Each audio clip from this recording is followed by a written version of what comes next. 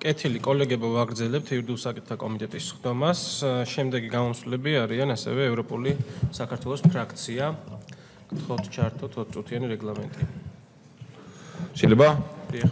კიდევ ერთხელ მოგესალმებით ბატონო და პირდაპირ გავაგრძელებ, იმიტომ რომ დრო გაიწელა და ბატონი ოთარი რაზეც გესაუბრებოდა ამ თემაზე, მინდა დავასრულო უბრალოდ რომ თქვენთვის და პირველ რიგში რა თქმა უნდა საზოგადოებისთვის ჩვენი კოლეგებისთვის ნათელი იყოს რა გვაინტერესებდა ჩვენ და რაზეა საუბარი.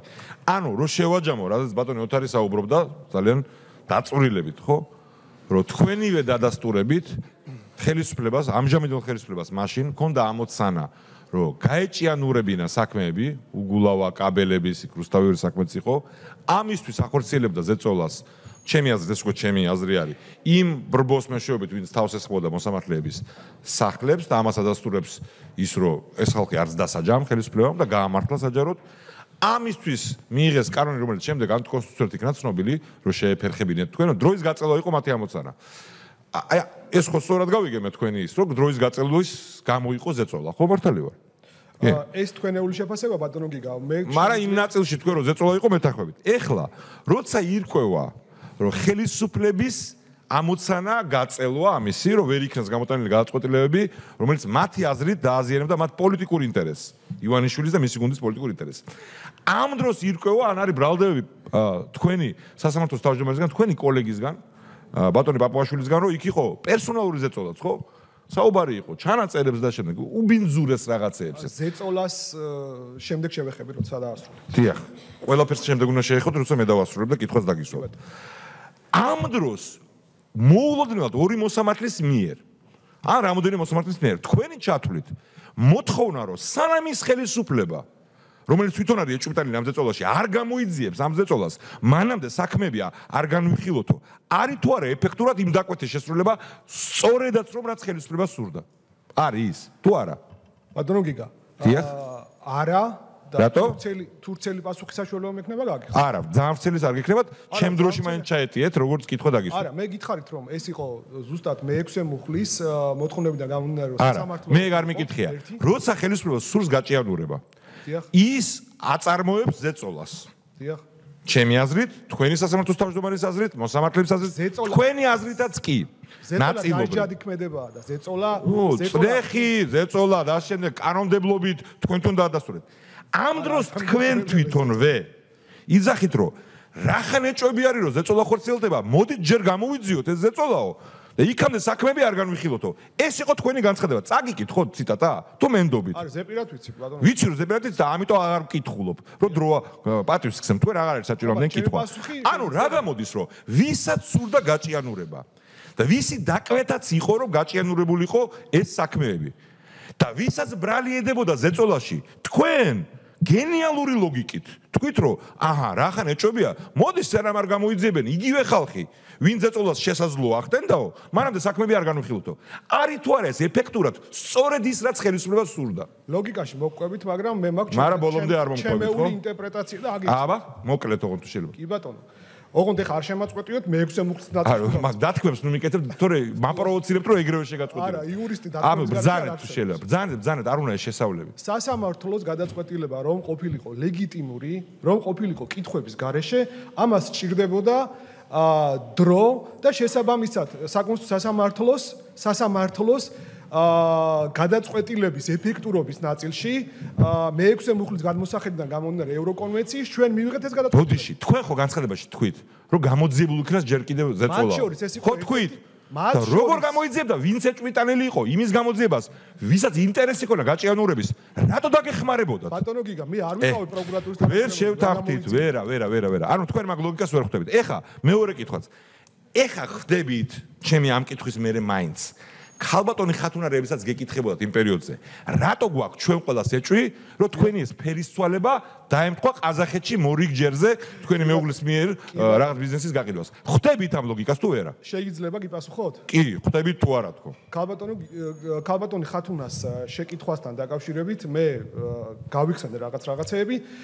იქ არ მიკითხია კაცო. გეტყვით. ჩვენ ლოგიკას 2016 ჩვენ ლოგიკას ხვდებით და ეთანხმებით თუ არა, რომ როცა ჩვენ ვიგებთ ჩვენ საზოგადოება რომ მოსამართლე მოულოდნელად მაშინ როცა ხელისუფლებას კონკრეტული დაკვეთა ქონა უგულავა კაბელების რუსთავიორის საქმეზე გაჭიანურებისთვის მოულოდნელად ეს მოსამართლე უცებს სრულიად ჩემი აზრით არალოგიკურ განცხადებას აკეთებს მილიონები აქვს მეუღლეს ხო არა ჯერ მაგამდე არ მივსულა არა ეჭვი კი მესმის გესმით ეჭვი კარგი მაგ პასუხის მიგავ მინდოდა რომ თქვენ ეს ეჭვი გესმით ეხლა შემდეგი საკითხი მეც მესმის ეგ ეჭვი ყველას ესმის ეგ ეჭვი ვისაც საღიაზრი აქვს და ოდნავი ბატონო გიგა ეჭვი არ მეპარება რომ ჰომო საპიენსი ხართ მაგრამ ჰომო საპიენსი გიზით აქაც შესაბამისად დიდი მადლობა ამ კომპლიმენტისთვის შესაბამისად ჰომო საპიენსამდე გახსოვთ ვინ იყო ჰომო ერექტუსი იყო ეგეთიც გახსოვთ ეგეთ დიახ კარგი მადლობა დიდი მადლობა ამ კომპლიმენტისთვის რომ ჰომო საპიენსად ჩამთვალეთ ეხლა შემდეგ საკითხზე მინდა გადავიდე იმიტომ რომ ამ ეჭვთან დაკავშირებით თქვენს კი დაგვეთანხმეთ რომ გასაგებია ეგ ეჭვი გასაგები კი არ არის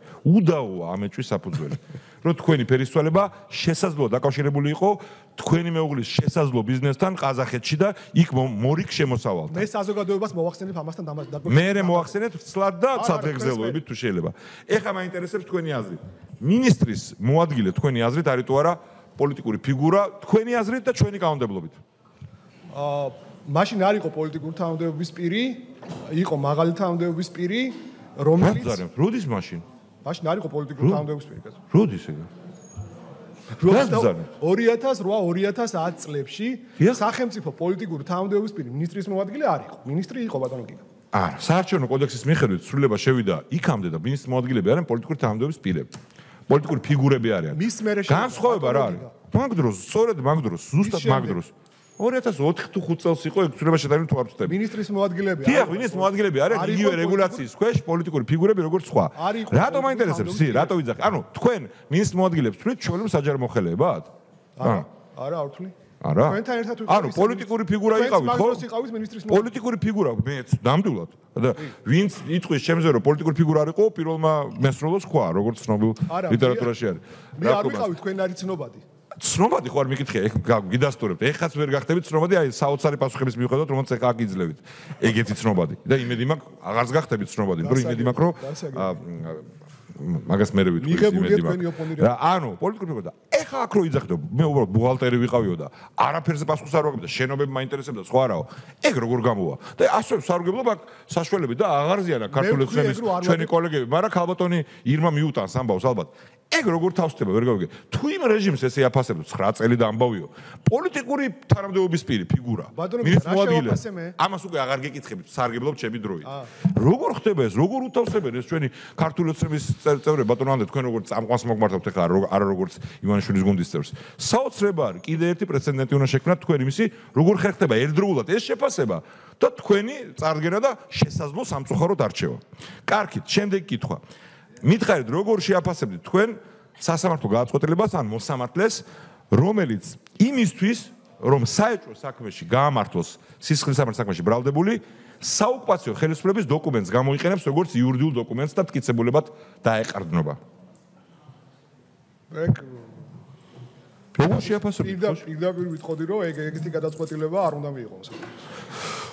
რო არ უნდა მიიღოს მეც გეთახოვდა როგორ შეაფასებთ ეგ დეტალებს არ უნდა სამარცხვინოა ეს გადაწყვეტილება უკანონოა ბატონ გიგა უფრო მეტი დეტალიზებას თუ მე არა მეტი დეტალიზება არ საჭირო საოკუპაციო რეჟიმის დოკუმენტი რომელიც გამოყენებული იქნება როგორც მტკიცებულება მიიღებული იქნება მტკიცებულება საქართველოს სასამართლოში არის ეს თუ არა სამარცხვინო და ისტორიაში სასწავლებელი რომ ესე არ შეიძლება არ უნდა გაეკეთებინა მადლობა ან მეორე გადაწყვეტილება თუ არის ესეთი რომ აი ძალიან საეჭვო საქმეში იმისთვის რომ გაემართებინათ სამართალდამცავი ორგანოს წარმომადგენლების მიერ ქრთამის უკანონო შემოსავლის აღება გამომართლებელ mitigating თქვენ ინგლისურ სიტყვებს ხმარობთ დღეს ბევრს და ამიტომ გეხმარებით გარემოებად ითვლება გაჭირვება რომ ხელფასს არ იღებდა სამსახურში და ამიტომ რაღაცნაირად გამართლებულია უკანონო შემოსავალიო როგორი ლოგიკაა კითხვა რა არის ბატონო გიგა ესეც სამარცხვინოა თუ არა ასეთ გადაწყვეტილება თქვენი აზრით ან მიუღებელი რომელი გამახსენეთ გადაწყვეტილება სადაც პოლიციელების მაღალი თანამდებობის პირების მათ შორის ან შედარებით მაღალის მიერ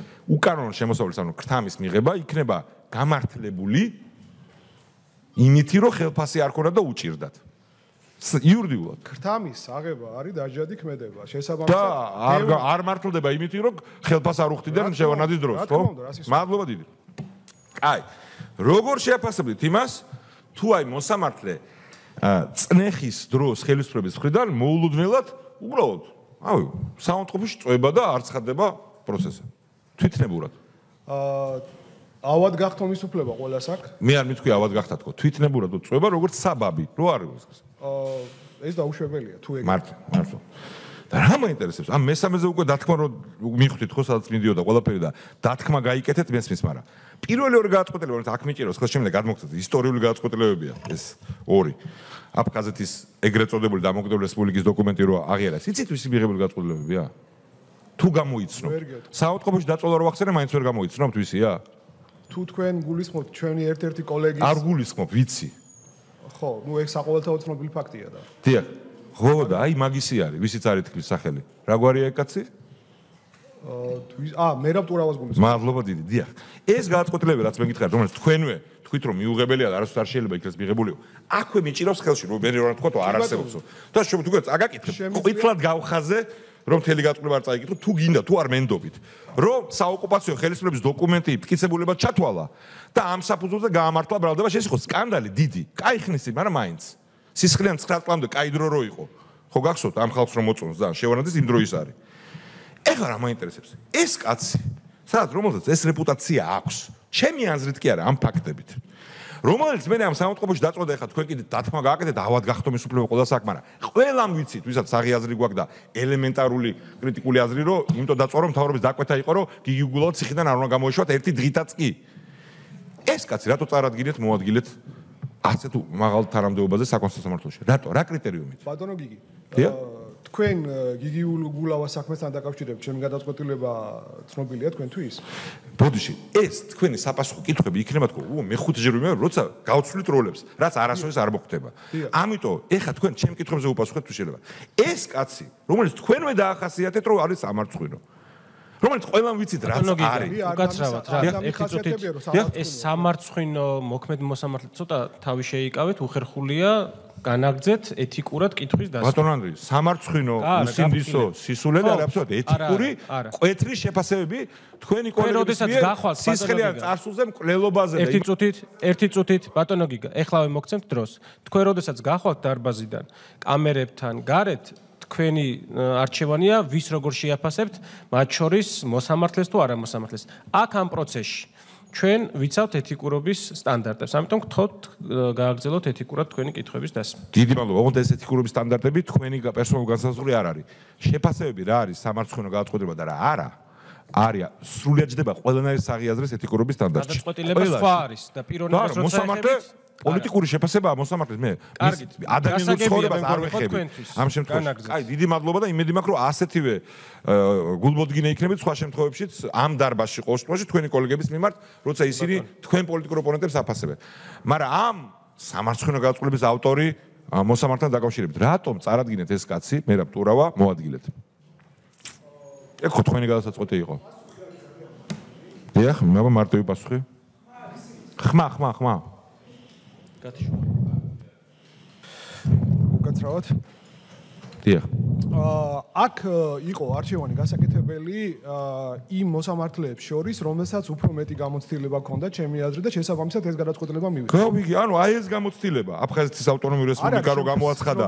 კი, ბოდიში, დამოუკიდებელი აფხაზეთის დოკუმენტი. აი ეს გამოცდილება ამ დროის იყო, რაც გაითვალა. აბა გამოცდილება ეგ არის. მაგ დროიდან მუშაობდა. ეს არ არის ჩემთვის ცნობილი და არც ეს იყო თქვენთვის ცნობილი, არც ის ვინ იყო მერაბ ტურავა. არც რო დაწოდა გამოცდილებით მივდექით მარტო.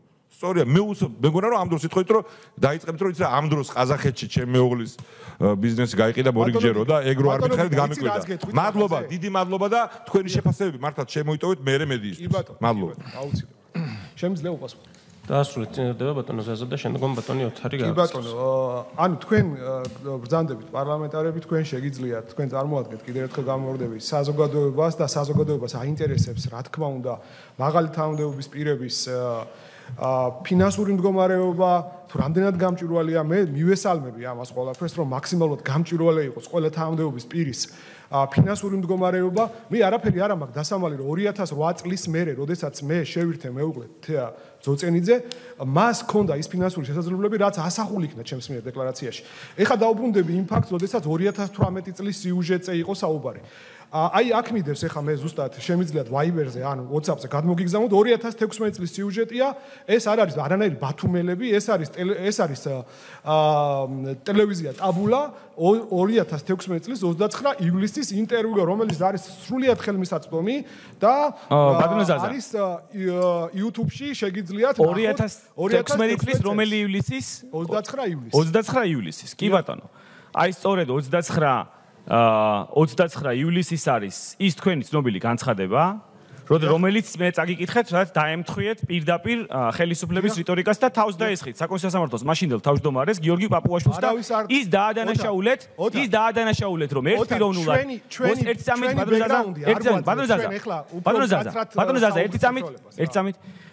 ანუ ეს არის განცხადება, რომელიც მე წავიკითხე, რომ სასამართლოს თავმჯდომარის მხრიდან დღის წესრიგის ერთპიროვნულად სხვა სასამართლოს სხვა წევრების აზრის გათვალისწინების გარეშე გარკვეული საქმეების ფორსირება, ეს არის ჩემი შეფასებით თავდასხმა საკონსტიტუციო სასამართლოს თავმჯდომარეზე.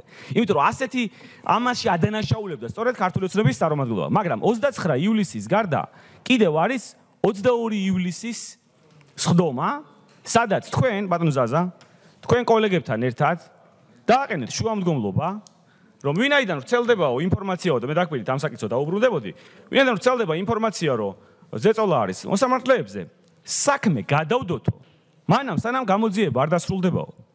ამაზე ხო გიპასუხეთ ბატონო? არა, ამ საკითხზე პასუხს გაეკეცით, იმიტომ რომ იქ იყო ერთ-ერთი ეგზოტიკური პასუხი იყო ბატონი სიჭინავასი, რომ ზემდგომ ორგანოებს უნდა დავაუდოთო, საკონსტიტუციო სასამართლოს თავმჯდომარე ამბობდა. თქვენთან ერთად ვინც ეს შუამდგომლობა დააყენა. და თქვენ და ქავტონი ლალი ფაფიაშვილი ბატონი მერაბ ტურავა ხსენებული ამას ამბობდით რომ გამოძიება სანამ არ დასრულდება მანამდე ის საქმე რომლის გადადებაც ხელისუფლებას სურდა და ზეწოლის თავარი არსიც ამაში მდგომარეობდა ამ საქმეებზე არ უნდა გადაწყვეტილება რანაირად მოახერხეთ ეს რომ პირდაპირ დაემთხვიეთ არა მხოლოდ ხელისუფლების მაშინდელ განცხადებებს არა პირდაპირ პროკურატურას გადაანდეთ ანუ სანამ პროკურატურა რაღაც დასკვნას არ დადებდა მანამდე საკონსტიტუციო სასამართლოს მუშაობა ამ საქმეზე უნდა შეჩერებულიყო ამის ლოგიკა რო აგვიხსნათ თუ არის აქვს რამე ახსნა რა თქმა უნდა ბუნებრივია ბატონო თარ კიდევ ერთხელ გამოვარდები ვინ და თქვენ ძალიან კარგად მოგეხსენებათ რა იყო ეს ყველაფერი რა მოვლენას ჰქონდა ადგილი ნამდვილად რა მოვლენას ჰქონდა ადგილი ანუ აქ საუბარია იმაზე რომ მოსამართლეთა გარკვეულმა ჯგუფმა გამოხატა თავიანთი განსხვავებული აზრი რომელიც დამეთანხმებით რომ განსხვავებული აზრის დაფიქსირება ეს არის მოსამართლეების და არა მარტო მოსამართლეების ასე ვთქვათ უფლება და ანუ მე თქვენ შუამდგომლობა ბატონო ერთი წამით არ დაგავიძეთ შუამდგომლობის დაყენების უფლებას კი არ ვაყენებ ეჭქვეში საქმის გადადების ერთი წამით ბატონო ზაზა ერთი წამით მე შემაწყვეტია კი ბატონო მოგისმენთ აქ კითხებს მე ვსვამ და თქვენ ვერ მოგცემთ საშუალებას ისაუბროთ სხვა თემებზე შუამდგომლობის დაყენების უფლება გქონდათ სხვა მოსამართლეებთან ერთად ამის უფლება გქონდა. აი უფლება არ გქონდა მაგალითად ბატონ ტურავას ავად გახდომის უფლება კი არ არსებობს. ავად თუ გახდები მაშინ უნდა შეიძლება დაწვეს სასამართლოში. ავად გახდომის უფლება რომ ეხლა როცა მინდა მე ავად გავხდები, იმიტომ რომ საქმეზე გააწყვეტა არ გამოდის, ეგეთი უფლება არ არსებობს. ისევე როგორც ძაღლების გასეირნების უფლება არ არსებობს, მეორე თქვენი კოლეგა ამ შუამდგომლობის ერთ-ერთი ავტორი საქმის განხილვის დროს რომ ასეირნა და ბატონი სიჭინავა. ამაზე არ ვლაპარაკობ. უფლება გქონდათ შუამდგომლობის დაყენების, უფლება გქონდათ რომ განსხვავებული აზრი ქონოდათ უბრალოდ რანაირად მოხდა რომ ხელისუფლება რომელიც დაინტერესებულია რომ საქმეები გაჭიანურდეს გააწყვეტა არ მიიღოთ რუსთავიორზე გიგი უგულავას საქმეზე კაბელების საქმეზე რომ რამენაირად გადაიდოს ამის განხილვა ამას როგორ ემთხვევა აი мотиваცია მაინტერესებს არა უფლებები რომელიც გააქვთ არამედ мотиваცია თუ პროკურატურის ხელშია ბერკეტი როდის დაიწყოს საქმის განხილვა საკონსტიტუციო სასამართლომ ეს ხო აზრს უკარგავს ზოგადად ინსტიტუტს ბატონო თარ თუ მომცემ საშუალებას პასუხებთ мотиваცია თუ შეიძლება თქვენ მოგეხსენებათ საკონსტიტუციო სამართალწარმოების ვადები და შესაბამისად საკონსტიტუციო სასამართლო ამ ვადების ზოგჯერ თქვათ გახანძლივებას დასაბუთებული შუამდგომლობის საფუძველზე აკეთებს კიდეც. ანუ უზრუნველყოფს კიდეც. რა საჭიროებიდან გამომდინარე. ამ შემთხვევაში მე თქვენ ყურადღებას მივაპყრობდი 2016 წლის 29 დეკემბრის გადაწყვეტილებას, რომლითაც რა თქმა უნდა შესაბამისი მოსარჩელეების საფუძველზე საკონსტიტუციო სამართლომ ჩემი თავმჯდომარეობით პლენუმმა გამოაცხადა არაკონსტიტუციურად ის ნორმები, რომლებსაც ჩვენი აზრით ანუ შეფერხება შეეძლო ბატონო ბატონო მაგ დროს ხო უკვე ეხ საზოგადოება შეცდომაში ვაშორებ მაგ დროს ხო უკვე თქვენ ხელისუფლებამ უკვე მიაღწია მიზანს თქვენ მიაღწევინეთ ამ მიზნისთვის ხელისუფლებას ეხა მე სხვა საკითხზე გადავალ ეს ხელისუფლების კეთილგანწყობის მოპოვება როგორ მოახერხეთ ამ ტიპის გადაწყვეტილებებით მოახერხეთ თუ რაიმე სხვა თვისებების გამო 29 დეკემბრის მაგვარ გადაწყვეტილებას არა აი ზოგადად ხელისუფლების აი ამ დარბაზში თუნდაც ხელისუფლების წარმომადგენლების მხრიდან თქვენ თამი დამოკიდებულებას იმიტომ რომ აქ ესე უპრობლემოდ არ გადის ხოლმე თუნდაც მინისტრის მოადგილეობასთან დაკავშირებული წინა ხელისუფლებას აი ეს კეთილგანწყობის მოპოვება როგორ შეძელით გაქვთ თუ არა მოპოვებული გაქვთ თუ არა ხელისუფლების კეთილგანწყობა ხელისუფლების კეთილგანწყობა მე ვერანაირად ვერ მექნება ვერ გექნება კი ბატონო იმიტომ რომ მე ვარ ნეგატიური კანონმდებელი და როგორც მოგეხსენებათ ნეგატიური კანონმდებელი აღმატებული დემოკრატიის ქვეყნებში არ მოწონთ კი ბატონო ეს თქვენ კარგად გასაგებია მაშინ ეხა შევაჯამებ რამდენიმე საკითხს ერთი ეხება განათლების თემას და ეს დიპლომის საკითხი მინდა რომ ამოვწუროთ მე მაქვს ეხა გახსნილი უმაღლესი განათლების კანონი არის მუხლი 89 რომელშიც არის ჩამოთვლილი თუ რომელი სასწავლებლის დაწყებამდე ერთსაფეხურიანი, ორსაფეხურიანი რო გავარკვიოთ მაგისტრის ხარისხის თემა. რომელ წელს დაასრულეთ თქვენ? 96-ში. 96-ში. აი ნახეთ, ეს არის მერვე პუნქტი. რამდენ წლიანი იყო თქვენი საგანმანათლებლო პროგრამა? 4. 2005-2006 სასწავლო წლის დაწყებამდე. ერთსაფეხურიანი არანაკლებ 5 წლიანი საგანმანათლებლო პროგრამის დასრულების შედეგად მიღებული უმაღლესი განათლების დიპლომი გათანაბრებულია მაგისტრის დიპლომთან. 2005-6 წლამდე დაწყებამდე მიღებული ერთსაფეხურიანი 5 წელზე ნაკლები უმაღლესი საგანმანათლებლო პროგრამის დასრულების შედეგად მიღებული დიპლომი გათანაბრებულია ბაკალავრის დიპლომთან. კი ბატონო. ანუ კანონის 99 მუხლის მერვე პუნქტის შესაბამისად თქვენ გაქვთ გავლილი ერთსაფეხურიანი 4 წლიანი უცრავად ხო და რომელი დათქმებია მითხარით აბა? კი ბატონო, გეტყვით, გიპასუხებთ. თუ დაასრულეთ. კი, ანუ მე ვკითხულობ კანონს, მე მაქვს 2005 წელს დამთავრებული თესეულის იურიდიული ფაკულტეტი. კი ბატონო. ეს იყო ერთსაფეხურიანი 5 წლიანი.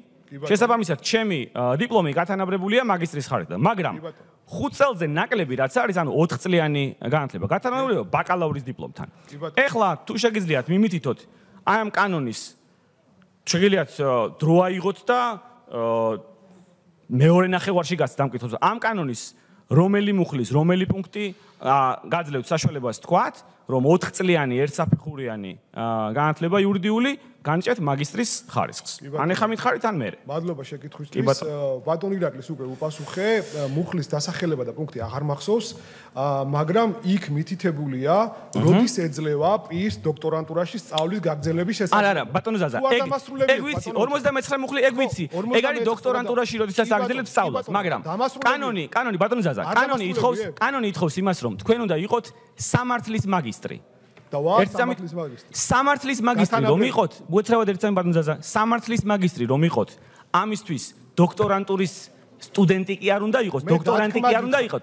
ამისთვის უნდა გქონდეთ გავლილი ან 4+2 სტანდარტული შემთხვევა, რასაც მაგისტრატურა და მეორე. და ეს გამონაკლისი წაგიკითხეთ ახლა, რომ ეს უნდა იყოს არანაკლებ 5 წლიანი საგანმანათლებლო პროგრამა. თქვენ მითხარით ახლა გამონაკლისი, რომელიც 4 წლიანს განმარტავს თქვენ რომ მაგისტრი ხართ რაღაც სხვა სპეციალობით, ეს სამართლის მაგისტრს არ გულისხმობს, ხო?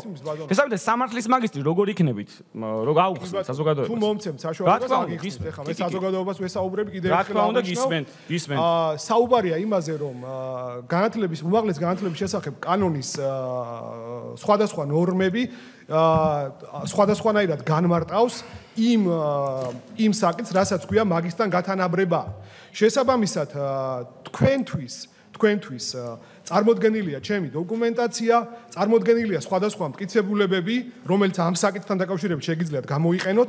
თქვენ როგორც იურიდიულ კომიტეტს და აქ არსებულ თუ არ ვწდები შესაბამის კომისიას, სამუშაო ჯგუფს უკაცრავად გევალებათ ჩემი კონსტიტუციასთან და კანონმდებლობასთან ფორმალური ნაწილის დადგენა. შესაბამისად, ეს არის თქვენი პრეროგატივა, დაადგინეთ დოკუმენტებს, რაც შეეხება თუ რამე დაგჭირდებათ კიდე დამატებით წარმოგიდგენთ. კაი, გასაგებია. შესაბამისად, მიიღეთ გადაწყვეტილება. გავიგე, კი ბატონო. ეხლა გადავიდეთ სამართლებრივ კითხვებზე. რო გვითხრათ საზოგადოებას აუხსნათ. როდესაც მიმდინარეობს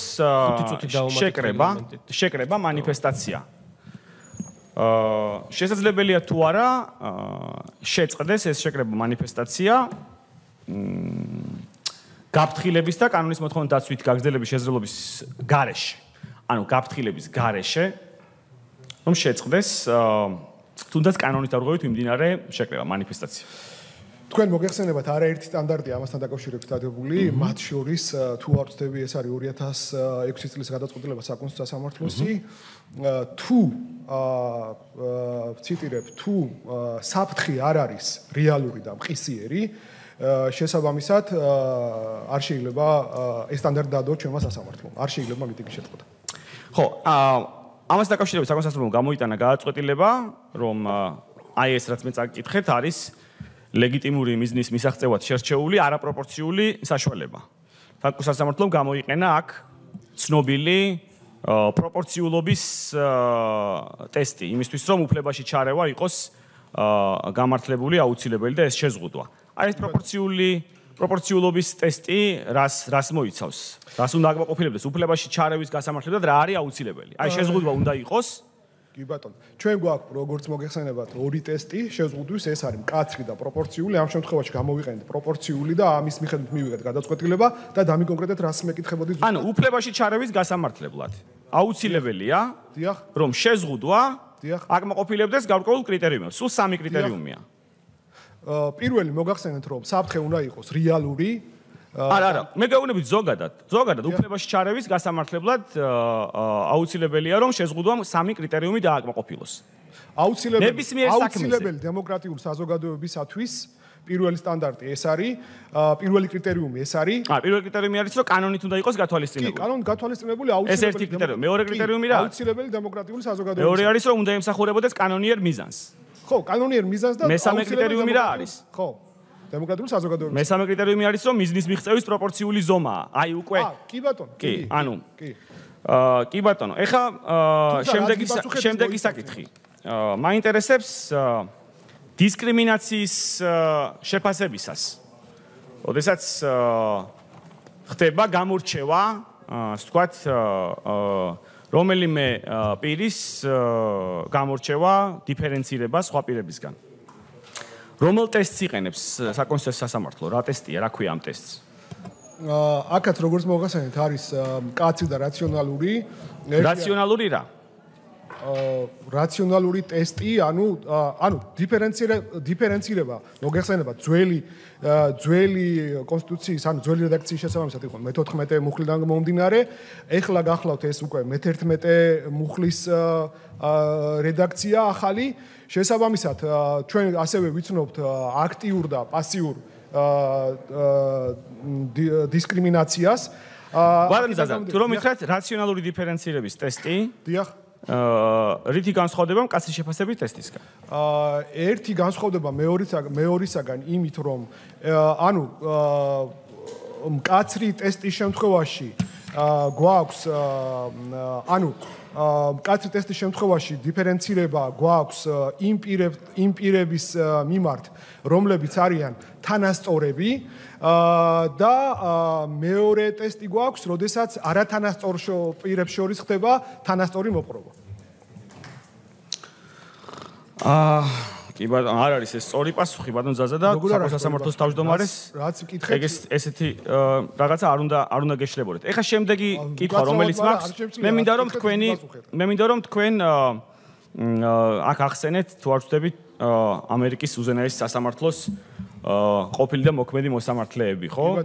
კალტონი გინსბურგი, ბატონი სკალია, რითი განსხვავდება მათი დოქტრინები ერთმანეთისგან? რით განსხვავდება? დიახ. ანუ გინსბურგი გახლავთ, როგორც მოგეხსენებათ, ლიბერალური მიმდინარეობის წარმომადგენელი, ხოლო სკალია აც გარდაცვლილი სკალია ეს იყო უფრო ტრადიციული მიმდინარეობის ხარდაჭერი. ეს აისახებოდა მათ გადაწყვეტილებებში, ანუ ეს იქ 4-5-ზე გაყოფა თუ შესაბამისად 5-4-ზე გაყოფა, ცალსახად თქვენ რომელი დოქტრინის მიმდევარი ხართ? ლიბერალური დოქტრინის მიმდევარი, ესე ვთქვათ და შესაბამისად ეს გაზდევს კიდეც ჩემ გადაწყვეტილებებს თან პორტფოლიოში რაც არის ჩადებული ბევრი გადაწყვეტილება, მათ შორის ჩემს მიერ მოყვანილი თქვათ იქ გადაწყვეტილებები ამაზე მეტყველებს. კი ბატონო, აი მაშინ რო გითხრათ აი მარიხუანასთან დაკავშირებით რო მიიღეთ გადაწყვეტილება. დიახ. მეორე გადაწყვეტილება მაქვს ხედველობაში. დიახ. ამ ეს გადაწყვეტილება არის თუ არა ჩარევა საკანონმდებლო ორგანოს საქმიანობაში. საკანონმდებლო ორგანოს კომპეტენციაში ხომ არ იჭრება სასამართლო აი ამ კუთხით რომ შემიფასოთ თქვენი გადაწყვეტილება. დაგაზუსტებიოთ, ჩვენ არაერთი გადაწყვეტილება მივიღეთ, რომელიც გულისხმობთ კონკრეტულად მითხარით და იმის მიხედვით ეს არის თქვენი თავმჯდომარეობით მიღებული გადაწყვეტილება, გაგიმარტივებთ. დიახ. კიდე შემდეგისა. გასაგებია. ანუ ჩვენ ამ გადაწყვეტილებით ანუ ცალსახად ლიბერალური გადაწყვეტილებაა, მე ესე ვფიქრობ, იმდენად რამდენადაც პირს აძლევს თავისუფალი განვითარების უფლებას, საშუალებას, რაც შეეხება პარლამენტის საქმიანობაში ჩარევას, ვერ დაგეთანხმებით. ჩვენ მკაცრად გვაქვს დაცული ნეგატიური კანონმდებლისა და პოზიტიური კანონმდებლის შორის ადგადის ზღვარი. შესაბამისად, ჩვენ ძალიან ფრთხილად ვეკიდებით ამას ყოველთვის და ჩვენ გადაწყვეტილებაში ეს შეგიძლიათ ამოვიკითხოთ სამოტივაციო ნაწილში, სადაც უფრო ვრცლად არის აღწერილი თქვათ რა გადაწყვეტილების სულისკვეთება, შესაბამისად თუ უფრო კიდე დამიკონკრეტებთ რას გულისხმობთ ჩარევაში გიპასუხოთ. მე გულისხმობ შემდეგს, ხო, რომ ანუ პირველი გადაწყვეტილება თვითონ სასამართლოსი, რომელიც ემყარებოდა იმ არგუმენტს, რომ არ შეიძლება სასტიკი და არჰუმანური იყოს სასჯელი და კონკრეტულ დარღვევასთან მიმართებაში პროპორციულობის ტესტის გამოყენებით იმსჯელა სასამართლომ თქვა, რომ თქვა თავისუფლების აღკვეთა ის სამართლებრივი პასუხისმგებლობის ფარგლებში არის ზედმეტად მკაცრი ამ შემთხვევაში და გაათანაბრა ეს პრაქტიკულად სასტიკ ანუ არაჰუმანურ სასჯელთან, ეს იყო კონცეფცია, რასაც დაეყრდნო მაშინ საკონსტიტუციო სასამართლო. თქვენი თავმჯდომარეობის დროს და გავრცობა მოხდა ამ საკითხის, რომ ასე ვთქვათ, დასვენების, რეკრეაციის დროს ადამიანი რო ვთქვათ რაღაც გარკვეულ საშუალებებს მოიხმარს, ჩათვალეთ, რომ ეს არის გარანტირებული უფლება, რომელსაც კონსტიტუცია იცავს და პრაქტიკულად თქვენ კანონმდებელს შემდგომ უთხარით, რომ კანონმდებლობა ამასთან უნდა მოყვანილიყო შესაბამისობაში. ამგვარ დამოკიდებულებას, რომ ადამიანებს რეალიზაციის საშუალება ჰქონოდა აი ამ უფლების, რომელიც თქვენ ამოიკითხეთ კონსტიტუციიდან. აი ამ კუთხით არსებობს სხვადასხვა მიდგომები, შეიძლება თუ არა სასამართლო ამ დოზით ერეოდეს კანონმდებლის საქმეში. თუ კანონმდებელი არის ის ხალხის მიერ არჩეული, ვინც ადგენს იმ საზოგადოებაში რა არის მისაღების აქციელი, რა არ არის, რა არის რა წარმოშობს სოციუმისთვის საფრთხეს, რა არ წარმოშობს საფრთხეს. აი ეს ხო ამას ხო კანონმდებელი ადგენს კონსტიტუციის ჩარჩოში. კი ბატონო, ანუ მე იმას დაგიდასტურებთ, რომ საერთოდ საკონსტიტუციო სასამართლოს გადაწყვეტილებებზე ბევრი დისკუსიაა სხვადასხვა განვითარებული დემოკრატიის ქვეყნებშიც და შესაბამისად აქედან გამომდინარე ბევრი მაგალითად მეცნიერი მოსამართლე იმასაც ამტკიცებს, რომ კიდევ უფრო შორს უნდა წავიდეს, თქვათ, საკონსტიტუციო სასამართლო მის გადაწყვეტილებებში და საერთოდ კონსტიტუციის კონსტიტუციურობას უნდა შეაფასოს, თუმცა მეორეა რამდენად იძლევა ამას კონსტიტუცია, ჩვენი მოქმედი კონსტიტუცია. მე მივეკუთვნები იმათ რიგებს, ვინც ამბობს, რომ კონსტიტუცია არის ჩარჩო და შესაბამისად კონსტიტუციის შესაბამისი რაც მის ქვევით არის, იმის მიხედვით უნდა მივიღოთ გადაწყვეტილება და არა ის, რომ თქვათ საკანონმდებლო პროცესი მოვირგოთ ჩვენ ნეგატიურმა კანონმდებელმა. გავიგე. კი ბატონო, ამ გადაწყვეტილებაში მსჯელობა რაც გაქვთ განვითარებული, ამას ეხება ჩემი კითხვა, ორი კითხვა მექნება. სულ რა შეგიძლიათ გითხრათ ჯონ სტიუარტ მილის ზიანის პრინციპზე? რას გულისხმობ ზიანის პრინციპს? ანუ ზიანის პრინციპი თუ გსმენიათ, რას ნიშნავს თვითონ ცნება? ზიანის პრინციპი მსმენია, მაგრამ თუ უფრო დააკონკრეტებთ, თქვათ, გიპასუხებთ რაღაც მაგალითით რომ მომიყვანოთ. ეხლა ხო, ანუ ზუსტად ამ გადაწყვეტილებასთან არის კავშირში, რომ ანუ ადამიანი შეიძლება დაიცაჯოს მხოლოდ იმ ბედებისთვის, რომელთაც ის სხვა საყენებს, ხო, კალკულაციას. ეს ამაში მდგომარეობს, ანუ უბრალოდ მაინტერესებდა ამ გადაწყვეტილების ჭრილში თუ პატრონალიზმის თემას მეკითხებით. თუ ეგ კიდე სხვა საკითხი არის, მაგრამ კავშირში.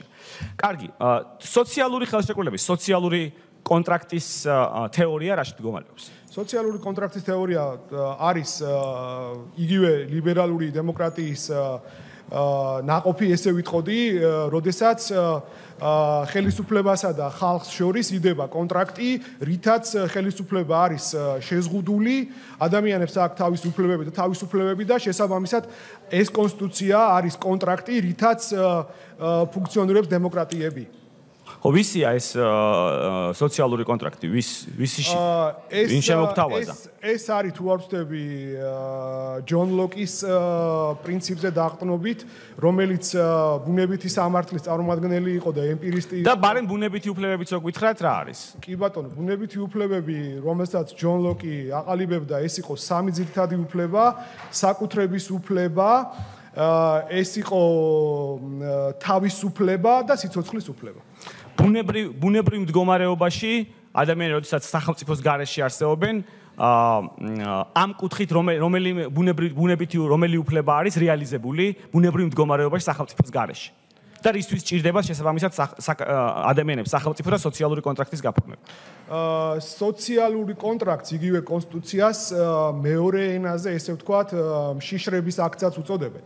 იმდენად რამდენადაც მაგალითად თუ არ იქნება სახელმწიფოს მიერ, ანუ სახელმწიფო თუ არ იქნება შემოყვანილი ამ სოციალურ კონტრაქტში, მაგალითად სიცოცხლის უფლება ვერ იქნებოდა იმ დონით გარანტირებული მისი პოზიტიური და მისი ნეგატიური სახელმწიფოს როლის რეალიზებით, მაგალითად იმ შემთხვევაში თუ არ იქნებოდა ეს, მაგალითად თითოეულ იმ ინდივიდს ეს თეორია განვითარებული შეიძლება ქუჩაში ღამე გამოსვლაც კი შეეშინდეს, სადაც არ იქნება სიცოცხლის უფლება განვითარებული. იგივე ანუ სოციალური კონტრაქტიდან გამომდინარე გვჭირდება სახელმწიფო, რომ ეს უფლებები იყოს რეალიზებადი, ხო? და გარანტირებადი. ეხლა მაინტერესებს კონსტიტუციონალიზმზე კითხეთ თქვენ და აი კონსტიტუცია რაში გვჭირდება? აი ამ ჭრილში სოციალური კონტრაქტი გაფორმდა, რომ სახელმწიფომ უზრუნველყოს ინდივიდის ამ უფლებების დაცვა, არსებობდეს მექანიზმი ამ უფლებების დასაცავად, რომ ძლიერმა სუსტი არ დაჩაგროს. კონსტიტუცია რაში გვჭირდება? რა ინსტრუმენტია, რა მექანიზმია კონსტიტუცია? არის ესე ვთქვათ, ეგრეთ წოდებული თამაშის წესები, რომელიც უნდა დაიცვას ორივე მხარემ, როგორც სახელმწიფომ, ასევე მოქალაქეებმა და მოქალაქეები ზუსტად რომ თავისუფლებებისა და თავისუფლებების რეალიზებისათვის იყენებენ და უხეშად რომ ვთქვათ, ქირაობენ ხელისუფლებას, რათა უზრუნველყოფილი იყოს საკუთრების უფლება, სიცოცხლის უფლება, გადაადგილების უფლება, განათლების უფლება და ასე შემდეგ. არა, ეგ გავიგე, რომ ეს ამ უფლების რეალიზებისთვის სახელმწიფო რო გვჭირდება გავიგე, მაგრამ კონსტიტუცია რისთვის გვჭირდება? რა მექანიზმია, რა ისთვის არის, რა ინსტრუმენტია? შემაკავებელი ეფექტის სახელმწიფოსთვის და ეს არის ის კონტრაქტი, რომელიც აძლევს მოქალაქეებს თავისუფლებებსა და თავისუფლებების რეალიზების საშუალებას ამ წესის შესაბამისად. გავიგე, მადლობა დავასრულე. მადლობა. ქალბატონ ხაზნა გადავდივართ ახლა სხვა ფრაქციას და მერია კიდევ თქვენი მინდოთ. დავამთავრეთ ბატონო. კარგი, დავუმატოთ. უბრალოდ არ ვაპირებდი ნამდვილად კიდევ ერთხელ ამ თემის წამოწევას, უბრალოდ ბატონმა ზაზამ თქვა იმ ფაქტის შესახებ, რომელიც ეხება ბათუმში ბინას. მე უბრალოდ მინდა საზოგადოებას ამ შემთხვევაში და არა თქვენ ბატონ ზაზა ჯერ მივაწოდო ინფორმაცია და შემდეგ ერთი კითხვა მინდა დაგისვათ. ესე იგი, თქვენ ბინა გაყიდეთ, მე რეესტრის ამონაწერები წამოვიღე, რომ მე კიდე არ შემედავოთ და გადმოგცემთ თუ არ დამიჯერებთ. თქვენ ბინა გაასხვისეთ 2016 წლის 22 აპრილს. ზუსტად არ მახსოვს, შეიძლება. არა, არ ვიცი, გახსოვთ თუ არა, აგერ ესეთი ამონაწერი. მადლობა დიდი. და გაასხვისეთ ირმა ირემაძეზე. შემდეგ ირმა ირემაძემ 6 მაისს გაასხვისა ეს ბინა ტატიანა ოსოტოვაზე. როგორც თქვენ ახლა ბრძანეთ, თქვენი მეუღლეს ინტერვიუ იყო 29 ივლისს. ანუ ორივე შემსყიდველი აღმოჩნდა ისეთი კეთილგანწყობილი, რომ თქვენ მოგცეს საშუალება, რომ ბინაში გეცხოვროთ. არა, როგორც ფაქტს ისე ვამბობ, ამას არა როგორც შეკითხვას. მე გიდასტურებთ, რომ ესე იყო. დიახ. ამის შემდეგ ეს ბინა კიდე ორჯერ გაიყიდა 2018-2019-ში და ჩემი ინფორმაციით თქვენ მაინც სარგებლობთ ამ ბინით, მაგრამ მე ხა სხვა ბინა მაქვს, სხვა შეკითხვა მაქვს. როგორ ახერხებთ, რომ ყოველთვის ასეთი თქვენ დამი და თქვენი ოჯახისადმი კეთილგანწყობილი მყიდველები შეგხვდეთ, რომ გარდა იმისა, რომ ბინას ყიდით და მაინც იმ ბინაში გაცხოვრებენ და გეუბნებიან, რომ არ არის პრობლემაო, უფრო მეცაც გეტყვით, თბილისში რომ ბინა იყიდეთ მაყაშვილის ქუჩაზე 31 ნომერში ბინა 7, რომლის ღირებულება თქვენივე 2016 წლის მდგომარეობის დეკლარაციის მიხედვით $140,000 აქვე თქვენი ხელით გიწერიათ, რომ ამ დღის მდგომარეობით გადახდილი გაქვთ მხოლოდ $100,000 და $40,000 არა გაქვთ გადახდილი. უფრო მეცაც გეტყვით. შემდეგ წელს რო დეკლარაცია გაქვთ შევსებული 2017-ში, ამავე ბინაზე გიწერიათ, რომ ისევ $100,000 გაქვთ გადახდილი და ისევ $40,000 არა გაქვთ გადახდილი.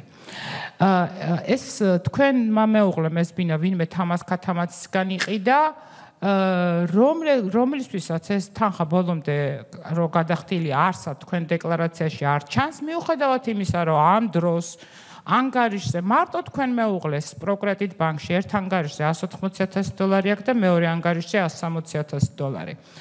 აი რა ვიცი ხა ეთყობა თქვენ რაღაცა ბედნიერ ვარსკვლავზე ხართ დაბადებული, რომ ყველგან ხდება ადამიანი, რომელიც გეუბნებათ, რომ ეს ბინა კი ღირს $140,000, მაგრამ თქვენ ხო არა გაქვთ იმის საშუალება, რომ ერთად გადამიხადოთ ეს ფული და იყოს როცა გექნებათ მაშინ მომეცით. მაგრამ ამასობაში იცით რა მოხდა, რომ მე რო ვიძახდი საგამოძიებო კომისიაა საჭირო. საგამოძიებო კომისია მარტო მაყაშვილის 31 ნომერში თქვენს ქონებაშია საჭირო. სხვაზე რო არაფერზე ვილაპარაკო.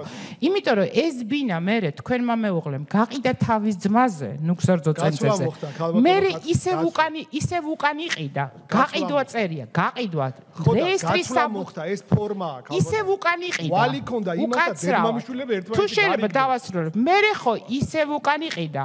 მერე ხო ისევ გაყიდა და ეხა ხო ნინო მირგატია მესაკუთრე, მაგრამ ამ საწყალი თამას ქავთარაძისთვის ქათამაძისთვის ის 40,000 კიდე არა გაქვთ გადახდილი. ეს არის უბრალოდ თქვენ მე მესმის ყველა ვერ დაიბადება ისეთ ბედნიერ ვარსკვლავზე როგორც თქვენ, რომ ყველა გარიგებაში ხდებოდეთ კეთილგანწყობილი ადამიანები, რომელსაც არც ფული უნდათ, არც ბინა უნდათ, არაფერი უნდათ, ყველგან თქვენს სასარგებლო გადაწყვეტილებას იღებენ.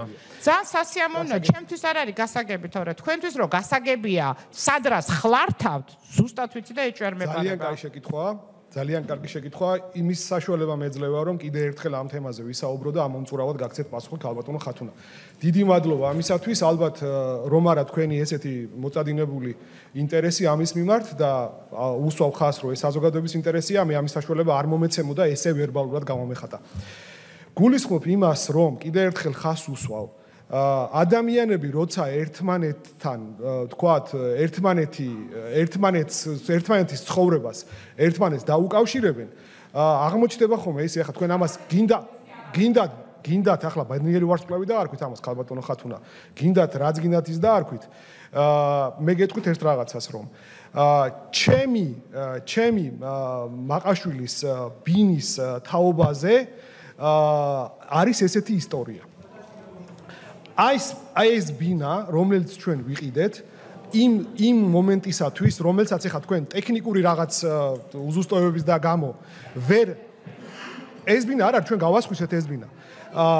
ტექნიკური უზუსტობების და გამო თქვენ ახლა ეს შეკარით ყველაფერი და აი საითაც მიყავთ ახლა კითხვები, ეს ჩემთვის გასაგებია, მაგრამ იმას არ უკვირდებით, როდესაც 2008 წლის მერე, როდესაც მე ოჯახი შევქმენი, იმის მერე ჩემი ქონების გაზდის ძირითადი წყარო იყო ის, რაც იყო მეუღლის, ესე ვთქვათ, აქტივები და ფინანსური მდგომარეობა. ეს რო არ ყოფილიყო დეკლარირებული, ეს რო არ გაკეთებულიყო კანონმდებლობის დადგენილი წესის შესაბამისად, კი ბატონო, ვიტყოდი, რომ რაღაც დავმალე, მაგრამ მე საზოგადოებისთვის არაფერი დასამალი არ მაქვს, ძალიან ბევრ ადამიანს ვიცნობ და მათთვის ცნობილია ჩემი მეუღლის ფინანსური მდგომარეობის შესახებ. ეს ასახული იქნა დეკლარაციებში და ეხლა მე მესმის რომ დღეს კანდიდატი ვარ და ამაზე მტკიცების ტვირთი ჩემზეა და მე მიწევს ამის მტკიცება და შესაბამისად ეს გადავიტანე ფინანსურ დოკუმენტებზე, რასაც ქვია დეკლარაციის შევწება. აქვე არ ვუარყოფ იმას, რომ ზუსტად რომ ჩემი დეკლარაციის შევსების დროს დახვებული იქნა ხარვეზის შეცდომა ტექნიკური, რომლის გამოც 1400 ლარი დამაჯარიმეს და ეს შეეხებოდა მამაპაპისეულ სახლს, რომელიც იყო ზესტაფონში ბებიის და ბაბუის სახელზე. სახელმწიფო პროგრამის შესაბამისად მოგეხსენებათ საქართველოს მოქალაქეებს ესე იუსტიციის სამინისტროს აქციის შემდგომში მეშვეობით მოხდა ქონების გადასვლა, რაც ჩემთვის არ იყო ცნობილი, გარდა იმისა, რომ ერთხელ ჩავედი ზესტაფონში და აქცია მოვაწერე ხელი, რომ თანახმა ვიყავი ამისა, მე დამავიწყდა და შესაბამისად ეს ქონება გადმოვიდა ჩემ დროს მაშინ, რომელსაც მე არ ვიცოდი, არ მივაქციე ყურადღება. დავჯარიმდი ამის გამო. დანარჩენი ხო დასაშვებია, რომ ტექნიკურად რაღაცეები თქვენ ვერ ამოიკითხეთ და ეხლა მე მშება შტაბეშტილება, რომ საზოგადოება თქვენ განგებთ შეკავთ შეცდომაში, განგებ აპელირებთ ამ საკითხზე. ძალიან გქონდათ მე არც ერთი სიტყვა არ მithქვა ბატონო ოთარს ან იმ ადამიანებს რომელთა ერთადაც მე მუშაობდი კითხეთ ჩემი ოჯახის და ჩემი მეუღლის შემოსავლების და ფინანსური მდგომარეობის შესახებ თუ დეკლარაცია არ გაკმაყოფილდა მე ახლა თავის შეკავებას თქვენ შეფასებისგან მე არც ერთი სიტყვა არ მithქვამს დეკლარაციიდან გიკითხავთ მე მზად ვარ საზოგადოებას კიდევ მივაწოდო ინფორმაცია უფრო მეტი გამჭვირვალე საზოგადოება ალბათ გაცილებით მეტ ინფორმაციას მოიპოვებს თქვენი ქონების შესახებ ვიდრე მე დღეს მას მივაწოდო იმიტომ რომ სინამდვილეში ეს ქონება გაცილებით მეტია ერთი შეკითხვა და ვასრულებ კი ბატონო მე ველოდები რომ მოხდეს სასწაული და ვერ გახვედით უზენაეს სასამართლოს მოსამართლეთ დასაშვებია დასაშვებია. დიახ. ისევ საკონსტიტუციო სასამართლოს თავმჯდომარეობას მიუბრუნდებით? მე შეგეთქვი არა. კეთილი, მადლობა, დავასრულეთ. ნაციონალური მოძრაობის ჩემი გადაწყვეტილებები წაიკითხეთ და იქ მიხვდებით გადასარჩენი ვინ არის ქალბატონო ხათუნა. კეთილი. ნაციონალური მოძრაობის ფრაქცია მოგვიანებით, ეხლა კი პატრიოტთა ალიანსის სოციალ-დემოკრატები ქალბატონი ირმა ინაშვილი. გთხოვთ ქალბატონო ირმა.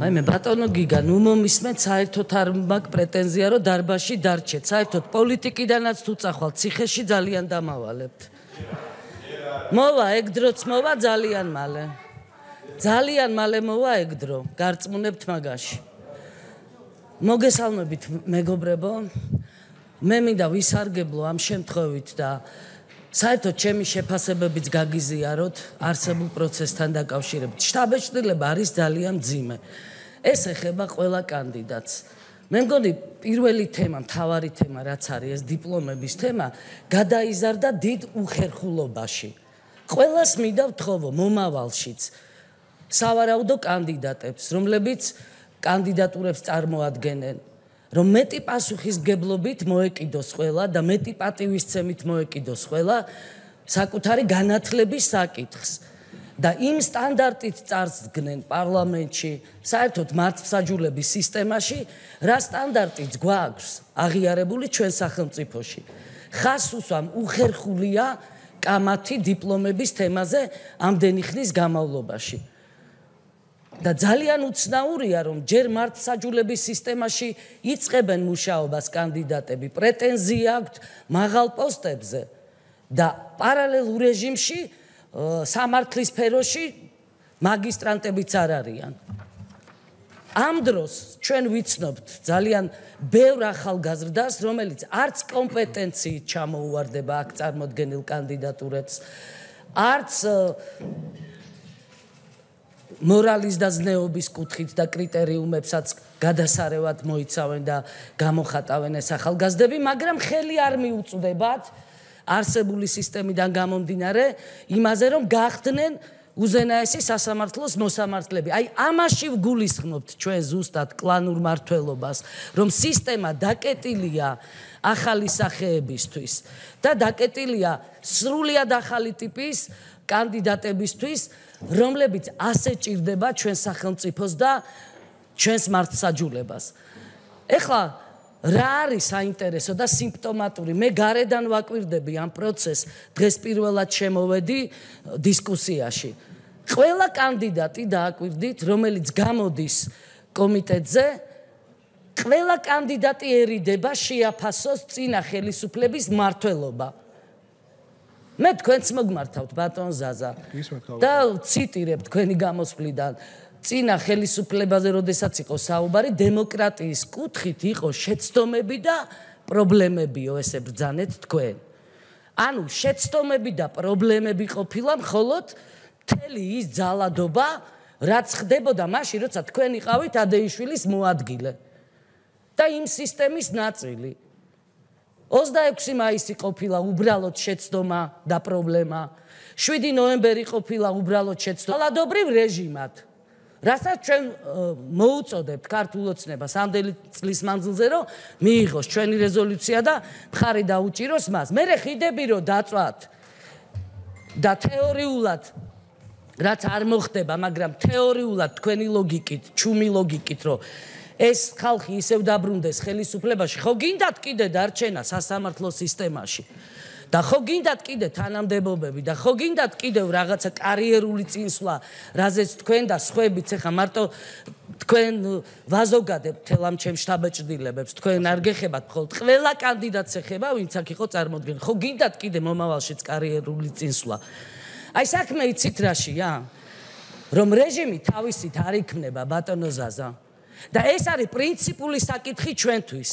რომ უზენაესი სასამართლოს მომავალმა კანდიდატურებმა, რომლებიც შესაძლოა გახდეთ ან არ გახდეთ მოსამართლეები, მკვეთრი და მკაფიო შეფასება გააკეთოთ, რა ტიპის მმართველობასთან გქონდა საქმე. თქვენ თუ ამას ვერ აკეთებთ, იქ როგორ დაიცავთ სხვა უფლებებს, ადამიანის სხვა უფლებებს როგორ დაიცავთ, რა განაჩენებს გამოიტანთ, რატო უნდა გენდოთ საზოგადოება თქვენ და დააკვირდით როგორი ტენდენციაა. ესე იგი, არაფერი არ ყოფილა. ნაწილობრივ თავისუფალი იყო სასამართლო. თუ როგორ ბრძანეთ, რაღაც ნაწილობრივ ახსენეთ ეს ტერმინი. 200 პოლიტპატიმარი ამ პარლამენტმა ეს სტატუსი მიანიჭა გვყავს ჩვენ. ამ პოლიტპატიმრის საქმეებს ვინ სწავლობდა, განაჩენი ვის გამო ქონდა ეს მოსამართლეები სად არიან? ანუ რა მიგვანიშნებს თუ თქვენ ვერ დაინახეთ აქამდე, როცა ადეიშვილის მოადგილე იყავით, რომ რეჟიმი და ძალადობრივი სისტემა იყო ქვეყანაში, ახლა კარნახობთ ბატონო 200 პოლიტპატიმარი როცა გყავს, ეს ნიშნავს იმას, რომ ქვეყანაში არის ძალადობრივი რეჟიმი. ეხლა სხვა საკითხს მინდა კიდევ შევეხო. კანდიდატები, რომლებსაც ჩვენ უსმენთ აქ. საქმეები ადამიანების ბედთან აქვს მოსამართლეს საქმე. ადამიანის ბედთან. აი ისევ რეჟიმის თემას უბრუნდები, მე აქ რას მიაღწია ქართულმა ოცნებამ, რომ უკვე ცინიკურ პლანში მიდის სისხლიან რეჟიმზე ლაპარაკი. ღირსი ხართ ახია თქვენზე, მე რამდენად ვამბობ, ქართულ ოცნებაზე ახია რაც ხდება, მაგრამ ხალხმა რა დააშავა, ქართველმა ხალხმა თქვენ ხელში, ქართული ოცნების ხელში. ამათ ხელში ხო ფიზიკურად ხდებოდა ადამიანების წამება. თქვენ სულიერად გვაწამებთ. სულიერი წამება აიტანო რაც ამ დარბაზში ხდება. ეხლა არ ვიცნობდე მაინც ადეიშვილის ერთი ყოფილი მოადგილე კახიძე, ადეიშვილის მეორე ყოფილ მოადგილეს სამართლებრივ საკითხებზე ლექცია ჩაგვიტარეს რა. თქვენი ლექციები ჩვენ არ გჭირდება სამართლებრივ საკითხებზე. როგორღაც გვესმის რაღაცა ჩვენც და გვაქვს საკითხული მიუხედავად იმისა, რომ პროფესიით ტელეჟურნალისტი ვარ. აქ ლაპარაკი ფუნდამენტურ პრინციპულ საკითხებზეა. და ადამიანების ბედზე როცა ვლაპარაკობ, ნორა კვიციანი ქართული ოცნების ხელისუფლებაში მოსვლის შემდეგ გაამართლა სასამართლომ და ყველა ნაწილში მოუხსნა ბრალი. აი ხა ვინ დავსაჯოთ ჩვენ? ვის მოვთხოვთ პასუხი ამის გამო, რომ 7 წელი, ეს ხო არ არის 7 წუთი, ბატონ ზაზა.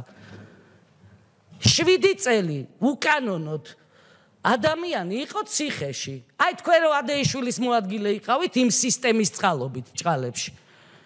და ვითომ არაფერი გესმით, იგივე ნორა კვიციანის მოსამართლე უვადო მოსამართლეთ არის გაშვებული ახლა. აი ამაში ვგულისხმობთ ჩვენ როცა ვლაპარაკობთ რომ კლანური სისტემა არ ვენდობით ამ კანდიდატურებს, არ დაუჭერთ მხარს, იმიტომ რომ თქვენ არ გამოირჩევით არც თქვენ პირადად, არც სხვა კანდიდატურები, სიმამაცე არა გაქვთ. და აი ეს არის მთავარი თვისება ჩემი აზრით და ღრმაწმენით, რაც უნდა თან ახლდეს მოსამართლის საქმიანობას. და თქვენ მაშინ როცა ვიყავიო ადეიშვილის მოადგილეო, რაღაც საკითხებზე შემეძლო პრინციპული პოზიცია მქონოდაო, მაგრამ არ მქონდაო. ანუ ვერ ივარგეთ, არ იყავით პრინციპული. არ მithქვავს ეგ. და აბა როგორ ბძანეთ, მე განმარტეთ, არ არის პრობლემა. შემეძლო ყოველ შემთხვევაში მეტად აქტიურად ამეფიქსირებინაო ჩემი პოზიციებიო. ესე გავიგემე, თუ ესე არ იყო ახსენეთ, მაშინ რა იგულისხმეთ. და მაშინ, როდესაც თქვენ აი ესეთი ძალადობრივი სისტემის ნაწილი იყავით და ერთ-ერთი ყველაზე დიდი პრეტენზიები სწორედ ადეიშვილის სისტემის და ინსტიტუტის მიმართ გვაქვს ჩვენ, ვინც ვებრძოდით იმ რეჟიმს, ლევანი, ცეკაბესელიას და სხვები კიდევ, ვინც ახლა არიან პარლამენტში, ამ წამებლების პარალელურად. და ვითომ არაფერი გესმით? და აი ეს არის, რაც იწვევს ქართველი ხალხის აბსოლუტურ უმრავლესობაში უნდობლობას თქვენ და მი პერსონალურად სხვა მოსამართლეების კანდიდატებისადმი და პლუს არ ვილაპარაკებ ხა თქვენ გადაწყვეტილებებზე და როგორ მუშაობთ და რა კომპეტენცია საერთოდ და გადაწყვეტილებების ვადებზე ხალხი კვდება და კიდე ვერ ეღირსა რომ გადაწყვეტილება მიიღოს საკონსტიტუციო სასამართლოსი. წლები გადის, იმიტომ რომ კანონი გაძლევთ ამის საშუალებას, ეს გადაწყვეტილება მაშინ გამოიტანოთ, როცა თქვენ გინდა და ჩათვლით საჭიროდ. ჩვენ შემთხვევაშიც ესე მოხდა, როცა შეხება გქონდა ჩვენ მაგალითად ჩვენ პარტიას საკონსტიტუციო სასამართლოსთან 2016 წელს. ხმების გადანაწილების საკითხთან დაკავშირებით იყო სარჩელი შემოტანილი.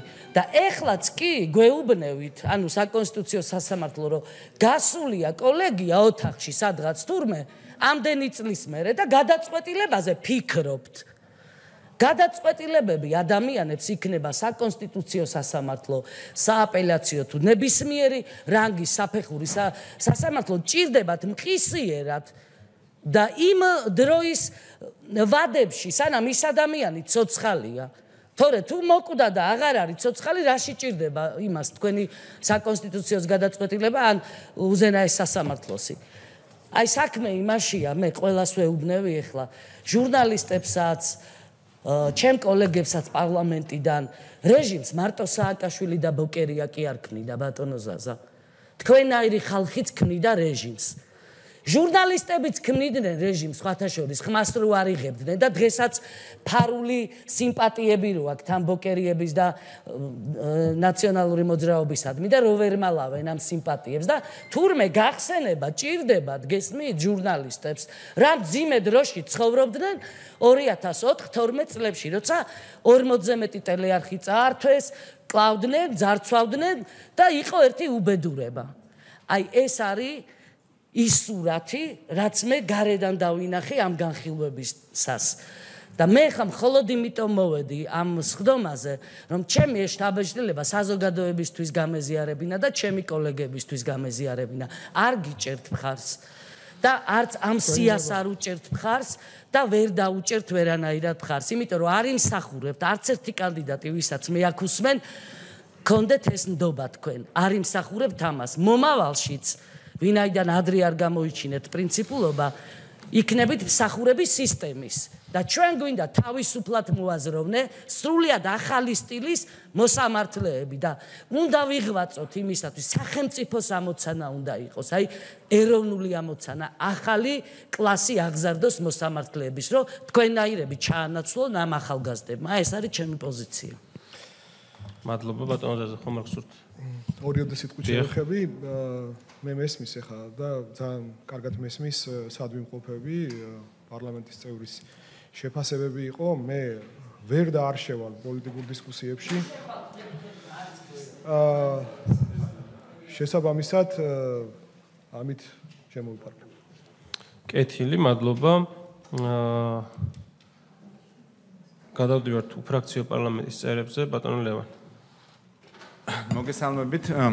მოგესალმებით. ბევრი კითხვა დაისვა აქ ჩვენ რამოდენიმე ადამიანმა მომწერა შეკითხვა და თხოვა დამესვა თქვენთვის ჩვენ ვაძლევთ მოქალაქეებს ამ საშუალებას რომ ეს კითხვები დავსვათ. კონდათ თუ მიიღეთ თუ არა თქვენ როდესაც ზანდებოდით საკონსტიტუციო სასამართლოს წევრი საჩუქრად ბინა სახელმწიფოსგან. დიახ, კიდასტურებთ კი. და იყვნენ თუ არა კოლეგები, რომლებმაც ასევე მიიღეს ბინები სახელმწიფოსგან საჩუქრად. დიახ, ბატონო ლევან, უკლებლები ყველა მიიღო გარდა იმ ახალი მოსამართლეებისა, რომლებიც 2016 წლის არა უკაცრავად 2015 წლის მერე შემოგვემატნენ, რადგან ამის შემდეგ ჩვენ უკვე შეიცვალა უბრალოდ მიდგომა ამ საკითხის მიმართ, ეხლა საკონსტიტუციო სასამართლო, ვისაც არა აქვს საცხოვრისი ბათუმში, შესაბამისად უზრუნველყოფს ქირით. კარგით. გსმენიათ თუ არა იმ დავების შესახებ, როდესაც მოქალაქეები თქვენს კოლეგებთან სამოქალაქო წესით დაობდნენ აღნიშნული ბინების თაობაზე. ასეთ დიახ, მსმენია, თუ არ ვცდები, ორი შემთხვევა იყო ესეთი. კარგით, მაშინ მე ერთ ამბავს მოვყვები უბრალოდ საზოგადოებისთვის და მაინტერესებს თქვენი შეფასება. და ჩემ კოლეგებს თქვენს არ გეხებათ ეს ამბავი მართალია, მაგრამ ყოველ შემთხვევაში თქვენ კოლეგას ეხება და მნიშვნელოვანი არის ჩემთვის თქვა თქვენ როგორ ხედავთ და თქვა საზოგადოება ამ ამბავს როგორ ხედავს და საერთოდ რასთან მქონდა საქმე. მაგალითად, სახელებს და გვარს არ ვიტყვი მოქალაქეების, მაგრამ ვიტყვი საბოლოო ჯამში მოსამართლის გვარს, რომელსაც ეს ამბავი ეხება. როდესაც თქვათ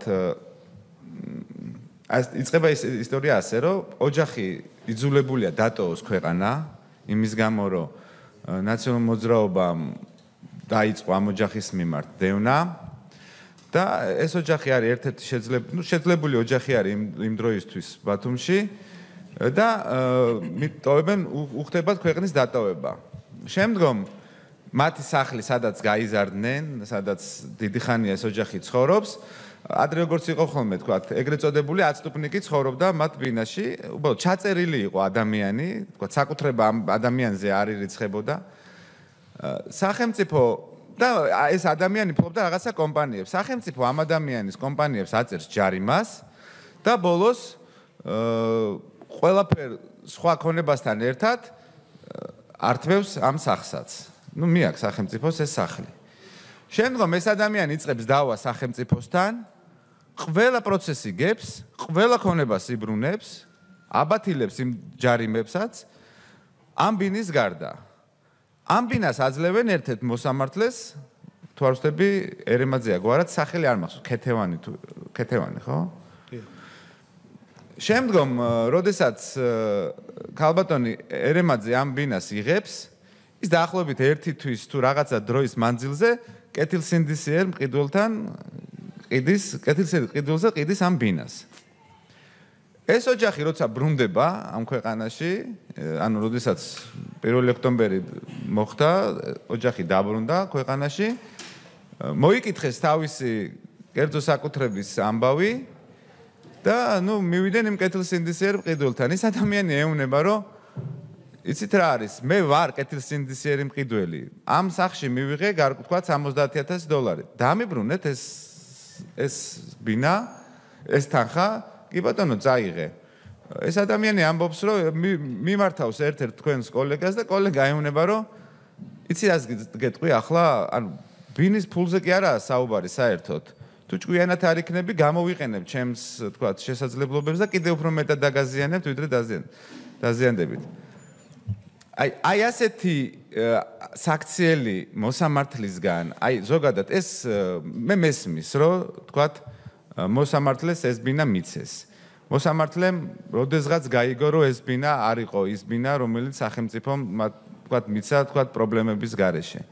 და თქვათ კიდე არის სხვადასხვა ამბები საკონსტიტუციო მოსამართლებზეა საუბარი, ხა მე არ შევდივარ სიღრმეებში, არ ვლაპარაკობ სხვადასხვა დროს, სხვადასხვა მოსამართლები რასაკეთებდნენ, უბრალოდ დრო არ გვეყოფა, შეიძლება ერთი თვე ვილაპარაკოთ ამ ამბავზე. როდესაც ასეთი რაღაცები ხდებოდა, თქვენთვის არ იყო თქვა ეს ამბავი რაღაცა მორალური შეიძლება თქვა კანონი თქვა ამ შემთხვევაში უშუალოდ რაღაცეებში პრობლემურია და სასამართლოში ხდება დავები, მაგრამ აი მორალური თვალსაზრისით ეს საკითხები თქვა თქვენ როგორც მათ კოლეგას არ გაწუხებდათ, როდესაც მათთან ერთად შეიძლება იღებდით რაღაც გადაწყვეტილებებს, მათთან ერთად მუშაობდით და ასე შემდეგ და ასე შემდეგ. ეს კითხვა მაქვს მე თქვენთან მარტო, იმიტომ რომ დანარჩენი ხა თქვენს თქვა წინა სამსახურებზე იმაზე ისაუბრეს ერთი და იგივე კითხვები რო დავუსვათ აქ მე მგონი არ იქნება საინტერესო საზოგადოებისთვის თქვენს გაეცით პასუხი შეფასებების გაკეთდა მაგრამ აი ამ კონკრეტულ შემთხვევაში აი როგორც საკონსტიტუციოს მოსამართლეს თავმჯდომარეს და გიწევდათ იმ ხალხთან ურთიერთობა და თქვენ ამ ამბების შესახებ თქვენ გქონდათ ინფორმაცია თვითონ თქვენ უხერხულ მდგომარეობაში ეს საკითხები თქვენ უხერხულ მდგომარეობას არ გიქმნინათ როდესაც ხედავდით რომ ადამიანს შეუძლია ასეთი საქციელი ჩაიდინოს და მე ამ ადამიანის მიღებული გადაწყვეტილება ლეგიტიმაციის თვალსაზრისით თავისი ბუნებიდან გამომდინარე მორალურობის თვალსაზრისით რამდენად უნდა იღებდნენ ასეთი ადამიანები ასეთ გადაწყვეტილებებს მორალურ კუთხით გისვავთ მე თქვენ ამ შეკითხვას თქვა როგორი იყო ეს თქვენ აღქმებში ეს ყველა დიახ ბატონ ლევან თქვენ იურისტი ბრძანდებით და მოგეხსენებათ რომ სამართალი და მორალი ერთმანეთისგან განსხვავდება თქვენ ბინა რომელიც გადმოგცეს ხო არ მოგიკითხიათ მე არ ვიცი უბრალოდ ეს ბინა და ამ ბინის ისტორია მაგრამ ხომ არ იყო თქვათ ეს ბინაც იმ კატეგორიის რომ თქვათ ვიღაცას წაართვეს და თქვათ თქვენც უბრალოდ ამ წარწმეულ ბინაში მოგიწიათ ცხოვრება რა კი ბატონო გიპასუხებთ როგორც თავიდან აღნიშნე მორალი და სამართალი ვინ-ვინ და თქვენ მოგეხსენებათ ჩემთან ერთად და უმრავლესობას აქ მოეხსენებ მე მოქმედი მოსამართლე გახლავართ და შესაბამისად ჩემს კოლეგებთან დაკავშირებით ვერც მათ მორალს შევაფასებ ეს ეთიკის წესებს და სტანდარტებს ეწინააღმდეგება ცალსახად რაც შეეხება კანონიერების თემას ეს ასევე არ განიხილება იმდენად რამდენადაც იყო სახელმწიფოს ნება ეს იყო განსაზღვრული კანონმდებლობით რომ საცხოვრისის არ მქონე მოსამართლეების გადაეცა სახელმწიფოს ბინები რაც უზრუნველყო კიდეც სახელმწიფომ მათ შორის ვიყავ მეც გიდასტურებთ იმას რომ ეს სახელმწიფო ბალანსი არსებული ბინების დიდი ნაწილი იყო ჩამართმებული როგორც უკანონო დაუსაბუთებელი ქონება მაგრამ სამართლებრივად მიქცეული სახელმწიფო საკუთრებაში შესაბამისად სამართლებრივად მე აქ პრობლემას ვერ ხედავ რაც შეეხება მორალურ მხარეს კიდევ ერთხელ უბრუნდები მე ვერ შევაფასებ სხვა მოსამართლეებს მაგრამ პირადად ჩემთან დაკავშირებით გეტყვით როდესაც ესეთი ძვირადღირებული ბინა გადმოგეცემა რომელიც ახლა ძალიან ძვირადღირებულია მე მქონდა ამის არჩევანი ანუ უბრალოდ არ მქონდა ამის არჩევანი და იყო ეს ბინა რომელიც იყო გასარემონტებელი და იმ გავარემონტე და მოკლედ ღირებულება უფრო მეტი შეიძინა თავისთავად და ლოკაციის გამო ერთ-ერთი ძვირადღირებული ბინა იყო თუ ყველაზე ძვირადღირებული არა პრინციპში რაც გადაეცა მოქმედ მოსამართლეებს მაშინდელს არ დაგიმალავთ გულწრფელად გეტყვით რომ როდესაც მე ეს ბინა გავასხვისე რაღაც მორალურად მქონდა პირადად ჩემი სუბიექტურ ფსიქოემოციურ განცდას გეუბნებით მქონდა რაღაც კითხვები საკუთარი თავის მიმართ რომ ხომ არ ჯობდა რომ თქვათ სხვანაირად მოქცეულიყავ მაგრამ მოგეხსენებათ თქვათ მივიღეს გადაწყვეტილება რაც მივიღე რითაც არ დამირღვევია კანონმდებლობა და შესაბამისად პრინციპში ეს არის პასუხი. რამოდენიმე კითხვას დავსვავ ამ თემის ირგვლივ და მე დავამთავრებ ჩემს გამოსვლას. ისე დაემთხვა სტატისტიკურად, რომ ყველა მოსამართლემ ეს ბინები გაყიდა.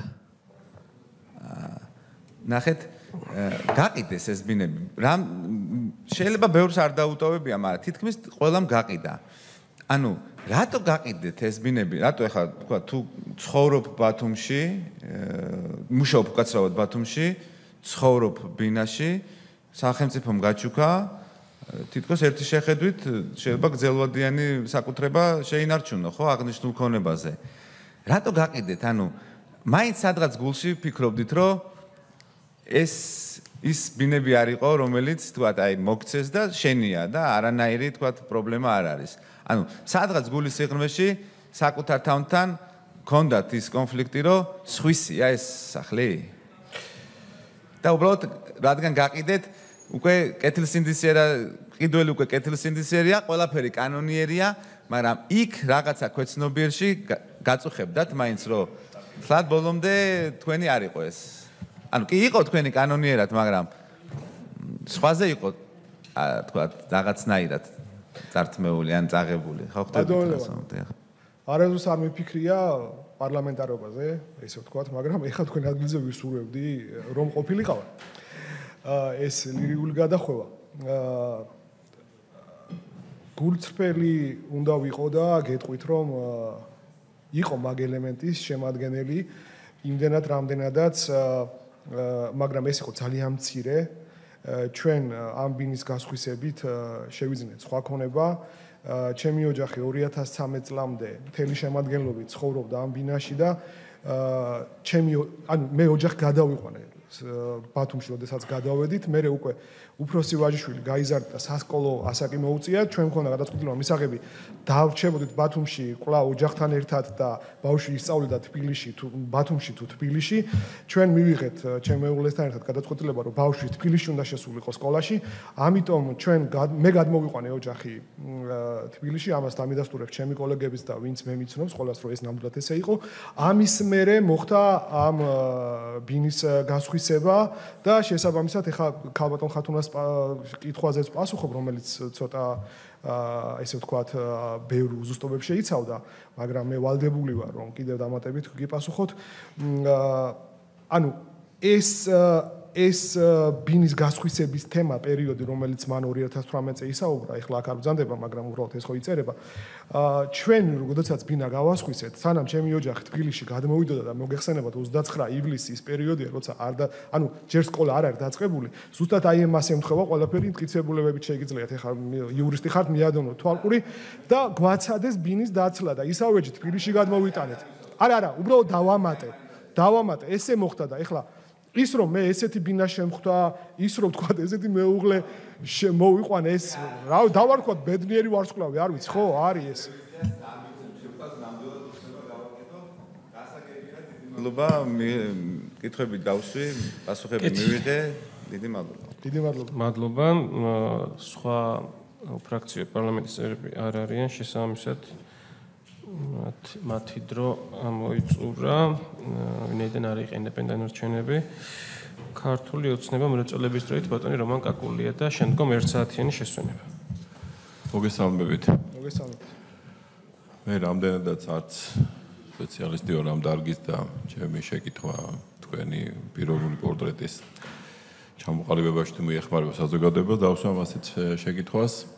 ზოგადად უბადო მოსამართლეობასთან მიმართებაში თქვენი პოზიცია მაინტერესებს, თქვენ როგორ ფიქრობთ, იმიტომ რომ მე პირადად ეხლა ჩემო თანაგუნდელებმაც იციან ეს, რომ არ ვთვლი, რომ ესტორი გადაწყვეტილება იყო, თუმცა ისე პრინციპულად არ ჩამითვლი ეს საკითხი, რადგანაც ამ თემაში შეიძლება რაღაცები ზუსტად არ ვიცი, რომ რაღაცა არ დავთანხმებოდი მათ, რომ წამოვიდნენ, თუმცა შინაგანად რჩება იმის განცდა, რომ ეს ადრე იყო საქართველოში და გეტყვით რატომ რჩება. იმიტომ ვამბობ ამას, რომ მაინც მგონია, რომ რაღაც მომენტში გამოცდის გავლა უწერია ამ მიდგომას ზოგადად და რატომ. ეხლა როდესაც ქალბატონი ირმა საუბრობდა, აი მაშინ ჯამომიყალიბდე ხეს აზრი. მე როცა ქართული ოცნების მიდგომა საერთოდ მოსამართლეების მიმართ მივიღე, რაც ჰქონდათ, მივიღე ერთი მარტივი მიზეზის გამო, არა იმიტომ, რომ იქ არ არის ეხლა ისეთი გვარები, რომელთა ასოცირებულობის გამო სხვადასხვა საქმეებთან ჩვენ გარკვეულ ხერხულობაში არ ვარდებით, როცა ზოგადად სასამართლოებზე ვსაუბრობთ, მაგრამ ჩემთვის მთავარი შეკითხვა იყო, მაშინ სად უნდა გაულებულიყო ხაზი. და როდესაც უკვე ამ თემაში შევდივარ, ხაზს ეხლა თუ ავლებდი მორალურ ზნეობრივი კრიტერიუმიდან გამომდინარე, ეხლა მაშინ არც შემფასებელი არ უნდა იყო ძალიან შორს ამ მორალურ ზნეობრივი კრიტერიუმებისაგან და შენ გვერდზეც უნდა მოიხედო საკუთარ თავსაც შეხედო იმ ადამიანების ადგილასაც უნდა წარმოიდგინო თავი და ეს უფრო დიდი ჩიხი მგონია მე რომ აი ეს ზუსტი დასახელება იმ ხაზის სადაც ეს უნდა გავლებულიყო, ნუ იქ რამოდენიმე ფიგურა გასაგებია რომ რაღაც სახელებთან არის ასოცირებული, მაგრამ აი ამას რო თავი დავანებოდ, აქაც არ დამთავრდებოდა ეს საკითხი. მე მაშინ აქეთ გადმოიწევდა ხაზის ძიების აუცილებლობა და გონია რომ ამიტომ იყო სწორი ეს. მაგრამ ეხლა თემა რა არის იცით რომ თვითონ ეს სტანდარტი რომელსაც ჩვენ ვითხოვთ ეხლა მოსამართლებისაგან და სამართლიანად ვითხოვთ დიდი პატივისცემის მიუხედავად ჩემი კოლეგების მიმართ, საზოგადოების მიმართ, მე მგონია რომ გაცილებით მაღალს ვითხოვთ, ვიდრე ჩვენ ვართ ყველანი და საზოგადოებაც არის დღეს. არ ვიცი ახლა ეს პოლიტიკოსთა თუ რამდენად სწორი განსხვავება, მაგრამ ჩვენ დაახლოებით დაგვართ. ხა მე თანადგომის გამოცხადებას კი არ ვაპირებ. იმის თქმა მინდა რომ აი მაგალითად თუ ჩვენ ავირჩიოთ ეხლა უვადოთ მოსამართლეებს, ეხლა მე ვიცი რომ არიან მოსამართლეები, რომლებიც კეთილსინდისიერად არის ასრულებენ თავის მოვალეობას, მაგრამ ვერ ვამტკიცებ, მაგრამ ისეთი ადამიანების ინფორმაციები მაქვს, რომ ვიცი რომ კორუფციასაც აქვს ადგილი. უბრალოდ აი მაღალი დონის ეჭვი მაქვს თუ ამაზეც ვერ ვიტყვი. მაგრამ ისეთ ადამიანს ვთქვა ჩემთვის, ისეთ ვინმეზე და ისეთ რამე მივხვდებია, რომ აი ძალიან დიდი ალბათობით მჯერა რომ ეს არის. ეხლა ასეთი მოსამართლე უვადო ხდება ანუ უვადო მოსამართლეობის დროს კარგი მოსამართლე უფრო კარგი ხდება და ცუდი უფრო ცუდი შეიძლება გახდეს და ასე დროს რაზე წოლის მექანიზმები არსებობს აი საზოგადოებრივი წნეხის გარდა თუ არ გასაგებია რომ თუ დაუმტკიცე და ეს პროცედურები გავიგეთ მაგრამ როდესაც საზოგადოებრივი წნეხის კულტურა არ არსებობს ჯერ ქვეყანაში და მთლიანობაში აი უვადო მოსამართლე ეხა ეს ისეთი მოცემულობა როდესაც შენ უკვე საზოგადოებრივი წნეხის კულტურა გაქვს იმხელა საზოგადოებაში რომ შენ ამ წნეხს რო გძნობ უკვე აღარ გიღირს არაფერი და ამ ეს არის შეტყვის თავარი დარტყმა რომელიც შენ კი მიიღო შეგიძლია მიიღო საზოგადოებისგან და გონია რომ გამოცდა ელოდება ამ უვადო მოსამართლეობის ინსტიტუტს ზოგადად მომავალში ისევ მიუხედავად იმისა რა გადაწყვეტილებას არ უნდა მივიღოთ ახლა ჩვენ და აი ამ ჩემი აზრით არასწორი გადაწყვეტილების საუკეთესო ვარიანტებს შეიძლება ჩვენ ვცდილობთ რომ მოვძებნოთ იმ კანონსაც იმიტომ დაუჭირებ ხარ უკვე ამოცემულობაში თუ ვართ და კიდევ ერთხელ ვიმეორებ მე ვერ ვდებ თავს რომ ეხლა რამე დეტალი არ მრჩება ამ გადაწყვეტილებისაგან ამიტომ მივყვებით ჩემ თანაგუნდელებს როდესაც ამობენ რომ არა ეს სწორია მაგრამ მაგ შინაგანად ეს განსხვავება რომ ყველაზე არასწორი იყო უვადო მოსამართლეობა ამ ეტაპზე საქართველოს შემოღება და მე ამა ბევრი რამე შეიძლება გამოვიწვია. თუმცა ამ ეტაპზე ხა ეს მოცემულობა მაქსიმალურად უნდა გაკეთილშობილდეს და აქ ამის მტელობებს ნახოთ როგორ გამოვა. ჩემთვის როგორც გითხარით, აი ზღვარი საჭიროება გავლებულიყო ამის პასუხი რო არ მქონდა, ისე რომ ხა ზნეობრივი რაღაცა სტანდარტი მარტო იქეთ კი არ გადაგვეგდო, აქედაც მიმოგვეხედა. ამაზე ფიქრში რო შევედი, მე მივხვდი რომ ალბათ იმ მომენტში ეს გადაწყვეტილება იყო თქვენი და ვინც სერიოზულად აკრიტიკებს ახლა ამა თუ იმ პიროვნებას, მე მაგათ უყურებ ასეთი კუთხით. იმ მომენტში და იმ მოცემულობაში ვინც სხვანაირად მომქცევი იყო, იმისგან შეიძლება მივიღო ეს კრიტიკა. ყველაფერს ამას რო ვხდები, ახლა ასე ვცდილობ შევხედო ამ ყველაფერს. იმიტომ რომ მე ზოგადად ამ ფილოსოფიის მომხრე ვარ, ისეთ რომ ასეთი გამონათქვამი არსებობს, რომ ჯობია შეცდე ადამიანი შეწყალებაში, ვიდრე სასჯელში. ანუ თუ სამი ადამიანის უდანაშაულოდ დასჯა გაცილებით უფრო მძიმეა ჩემთვის ვიდრე დაუჯელი დარჯეს მაგალითად 10 ადამიანი თუ სასწორზე ეს მოცემულობა დგას. აი ესეთი მიმართულებით ხედავ მე ამ ყველაფერს და აი უვადო მოსამართლეობის აი ამ გამოწვევაზე თქვენ როგორ ფიქრობთ? აი მე მგონია რომ საზოგადოება არ არის დღეს ამის მზად და აი ეს გამოწვევა მე ისევ ხო არ დაგვაბრუნებს ამ საკითხთან ჩვენი საზოგადოების განვითარების რაღაცა სხვა ეტაპზე და ხომ არ ჯობდა ეხლა ჩვენ გვეფიქრათ ხო აი მაგას ვფიქრობ რომ ძელვადიან რაღაცა მოცემულობაზე ეხლა რომ ეს დარტყმას კი არ მიაყენებს სასამართლოს ეხლა მე მესმის რომ ეს გაურჩეველი საქმეები ცალკე კორუფციის წყაროა იდეაში ეხლა როცა შენ უკვე საქმის შინაარსს კი არ შედიხარ ეხლა 1000 საქმე გვაქვს და გაგროვილი ელემენტარულად ეხლა პაპკაში რო გადაადგილო საქმეზე აქ ზემოდან ქვემოთ თეორიულად რომ იმჯელოთ ეხლა ესეც ცუნებაა ეხლა რამდენი დაყვებიან თუ არ აყვებიან ამას მე არ ვიცი ვერ გეტყვით ამას მაგრამ ესეც ცალკე ცუნებაა როცა ესე მოთხოვნა იზრდება კორუფციის ცნებები აქედან იბადება ხო მე ხა არ გთხოვთ ამის დეტალებში შესვლას უბრალოდ აქედან გამომდინარე შეკითხვა ჩემი ესეთია უვადო მოსამართლეობის გამოწვევები რაც არის დღეს ამაზე მიმართულებით თქვენ რას ფიქრობთ ძალიან დიდი მადლობა რომან მართლაც რომ ლეგიტიმურ ლოგიკურ შეკითხვის ჩამოყალიბებაში საკმაოდ რთული შეკითხვაა თუმცა მე შევეცდები თანმიმდევრულად უპასუხო მას მოდი დავიწყოთ იმით რომ თუ რამე არ დავიწყეთ ის ვერც ვნახავთ და არ დასრულდება. საუბარი მაქვს ზუსტად იმ პროცესთან მიმართებაში, რაც თქვენ ეხლა აღნიშნეთ და ხაზი გაუსვით უვადო მოსამართლეობის ნაწილს. აქ ჩვენ უნდა გავყოთ ორად მოსამართლის დამოუკიდებლობის საკითხი, რაც ძალიან მნიშვნელოვანია, ინსტიტუციური დამოუკიდებლობა და პიროვნული დამოუკიდებლობა, რომელიც ძირითადი ეს ორი მახასიათებელი აქვს სასამართლოს დამოუკიდებლობას. და შემდეგ უკვე მოდის სხვა რაღაცეები და აქედან გამომდინარე მე ვარ იმ მათ რიგებში, რომლებიც ალბათ იმიტომ რომ აქაც რომლებიც მხარს უჭერენ ინსტიტუციურ დამოუკიდებლობას, რაც გამოიხატა იმაში, რასაც ქვია უვადოთ მოსამართლეების გამწესება და ეს არის კონსტიტუციურ დონეზე გარანტირებული, რას გვაძლევს ეს? მოდი იმაზე შევთანხმდეთ, რომ თუ მოსამართლე პიროვნულად დამოუკიდებელი არ არის, მას უბრალოდ თუ ინსტიტუციურად დამოუკიდებელი არ არის, რაც არ უნდა დამოუკიდებელი პიროვნული მახასიათებლები კონდეს მას, სისტემა მაინც ვერ იმუშავებს და ვერ შედგება და გეტყვით, გამოსავალი რა არის აქ. თუ მოსამართლე შეხედავს, რომ მასზე თქვათ, ირიბად თუ პირდაპირ ხორციელდება ზეწოლა, რა გზა აქვს მას დარჩენილი? მას ის გზა აქვს დარჩენილი, ან უნდა წავიდეს თანამდებობიდან, ან უნდა დაემორჩილოს იმ ჭყალებში წესებს, რაც თქვათ თავს მოახვევენ, თუ ამას დამორჩილდა და ის ვერ აღმოჩნდა მედეგი. ამიტომ მე ცალ-ცალკე ეს კომპონენტი, რომ თქვათ მოსამართლე იყოს თქვათ პიროვნულად დამოუკიდებელი და არ კონდეს ინსტიტუციური დამოუკიდებლობა, ერთი მეორის გარეშე ვერ წარმომიდგენია. თქვენ ეხლა ამ მოწვევის პარლამენტმა მიეცით საშუალება მოსამართლეებს უზენაეს სასამართლოში, ქვედა ინსტანციებში უკვე ეს იყო, რითაც ანუ საშუალება რომ ინსტიტუციური დამოუკიდებლობა გარანტირებული ყოფილიყო. და რაში გამოიხატება ეს გარდა უვადობისა? გამოიხატება იმაში, რომ არ შეიძლება ლიკვიდაციის საფუძველზე მოსამართლე განთავისუფლებული იყოს თანამდებობიდან.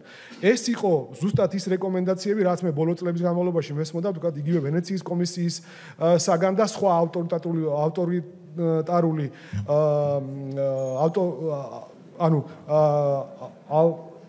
ანუ ავტორიტეტს მქონე, ესე ვიტყოდი, საერთაშორისო ორგანიზაციებიდან, რომლებიც მათ არაერთ რიპორტში ასახელებდნენ მოსამართლის დამოუკიდებლობისათვის აუცილებელ კომპონენტად ინსტიტუციურ დამოუკიდებლობას. აქვე ვიტყოდი იმას, რომ თუ მოსამართლეს ის მოლოდინი ექნება, რომ ყოველ ლიკვიდაციაზე ის გათავისუფლდება, თუ ის მოლოდინი ექნება, რომ მას თქვათ, როგორც მოინდომებს ესა თუ ის ხელისუფლება, რომელიც შეიცვლება, მას უკაცრავად და გარეთ გამოიძახებს, ვერ მივიღებ ჩვენ აქედან დამოუკიდებელ მოსამართლეს, ვერც ასე, ვერც ისე. ამიტომ მე ვფიქრობ, რომ ცდად ღირდა ამის თქვათ დაფიქსირება კონსტიტუციურ დონეზე და თუ რა შედეგებს გამოიღებს ეს, მე ოპტიმისტურად ვარ განწყობილი და ნახოთ ხვალზე რას მოგცემს, თუმცა რაც თქვენ დასვით კითხვის ნიშნები, რა თქმა უნდა ეს კითხვის ნიშნები შეიძლება იყოს მაგალითად რა საშუალება გვაქვს გარდა იმპიჩმენტისა, რომ თქვათ მოსამართლე გამოწვეული იქნას, ესე ვთქვათ, უხეშად უზენაეს სასამართლოდან, რომელიც 65 წლამდე იქ უნდა იყოს. აი ამ კითხვებს აქვს ლეგიტიმურად არსებობის უფლება, მაგრამ კიდევ ერთხელ აღნიშნავ, რომ ის დიდი სიკეთე, რასაც ქვია მოსამართლის დამოუკიდებლობა, სასამართლოს დამოუკიდებლობა, კანონის უზენაესობა, რომელიც არის ქვაკუთხედი დემოკრატიის ქვეყანაში, ეს არის შემაკავებელი ხელისუფლება, რომელიც ორ შტოს აკავებს იმისათვის, რომ არ მოხდეს იქ, თქვათ, ის თვითნებობა, რაც გვინახავს ჩვენ სხვადასხვა ქვეყანაში და სხვადასხვა დროს. ამიტომ მე ვიტყოდი ესე თქვათ ჰიპოთეტურად თუ ლიტერატურულად ჩიტი ბღნად ღირდა, ეს არის ჩემი პასუხი. მადლობა. სრულიად ბატონო რომ კეთილი, მადლობა. კოლეგებო, შენიშვნა მოსაზრება ხომ მაგათ 1 საათიანი შესვენება რომ გამოვაცხადოთ. კეთილი 20 რომ 15 დააკლდება განვაგზავნოთ ხდომას მანამდე 1 საათიანი შესვენება.